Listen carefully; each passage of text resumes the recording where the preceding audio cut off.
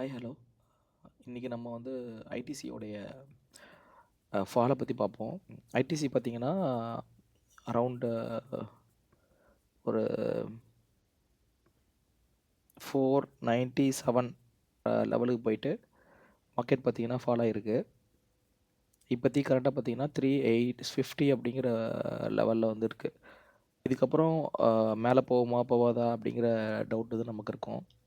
இப்போ இதுக்கு முன்னாடி பார்த்திங்கன்னா நம்ம எஸ்பிஐயை வந்து ஒரு குயிக்காக ஒரு பார்த்துருவோம். எஸ்பிஐ பார்த்திங்கன்னா இது எதான் நடந்திருக்கு. எஸ்பிஐலேயும் பார்த்தீங்கன்னா ஒரு லாங் கன்சால்டேஷன் நடந்துட்டு மார்க்கெட் பார்த்தீங்கன்னா பீக் போயிருக்கு. எவ்வளோ போயிருக்குன்னா அரவுண்டு 550லேருந்து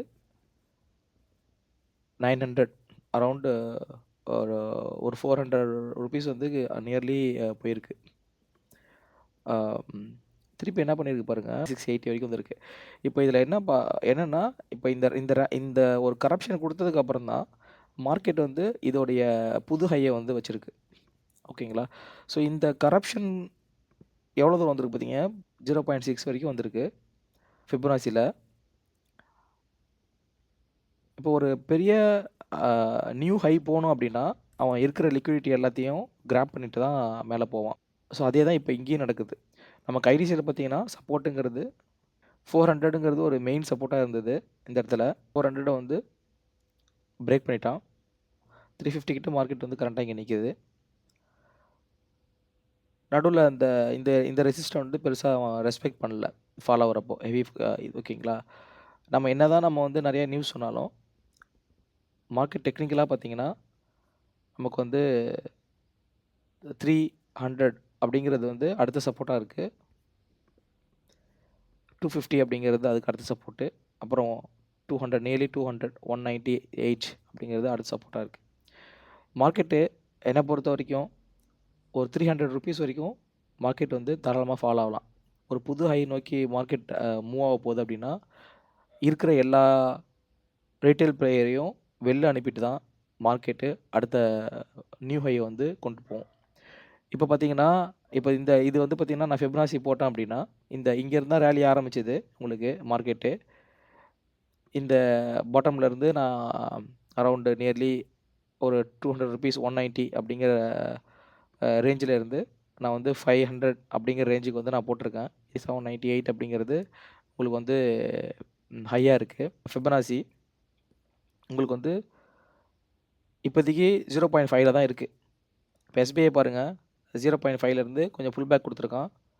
புல் பேக் கொடுத்துட்டு மார்க்கெட் கொஞ்சம் மேலே போயிருக்கு. அதுக்கப்புறம் என்ன இருக்குது, ஒரு இந்த லோவுக்கு கட் பண்ணி இன்னொரு லோ வச்சுருக்கான். அண்ட் தென் அவன் வந்து என்ன பண்ணியிருக்கான், உங்களுக்கு வந்து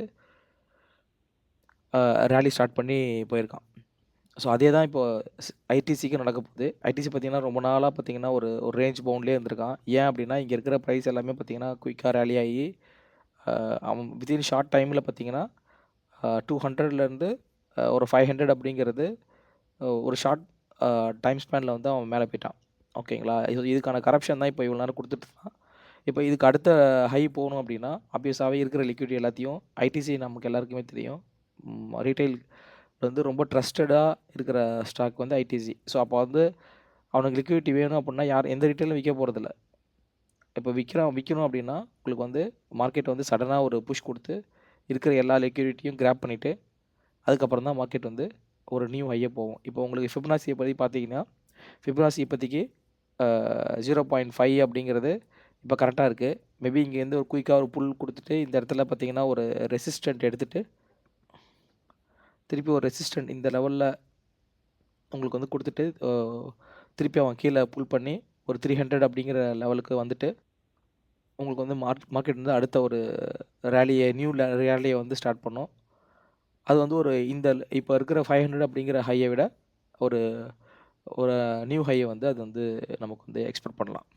உங்களுக்கு வந்து இந்த ரேலி முடிஞ்சதுக்கப்புறம், ஏன்னா நமக்கு இந்த ரேலி 300லேயும் நிற்கலாம், எது 200லேயும் நிற்கிறான். ஒரு 4 ஹவர் டைம் ஃப்ரேமில் ஒரு கேரக்டர் சேஞ்ச் உங்கள் மார்க்கெட் ஸ்ட்ரக்சர் படி பார்த்தீங்கன்னா சேஞ்ச் ஆஃப் கேட் நடக்குது அப்படின்னா நீங்கள் அதை பேஸாக வச்சுக்கிட்டு நீங்கள் பை பண்ணிவிட்டு போகலாம். இந்த ஃபாலுங்கிறது ஒரு டெம்பரவரி ஃபால் தான். தேங்க்ஸ் ஃபார் வாட்சிங்.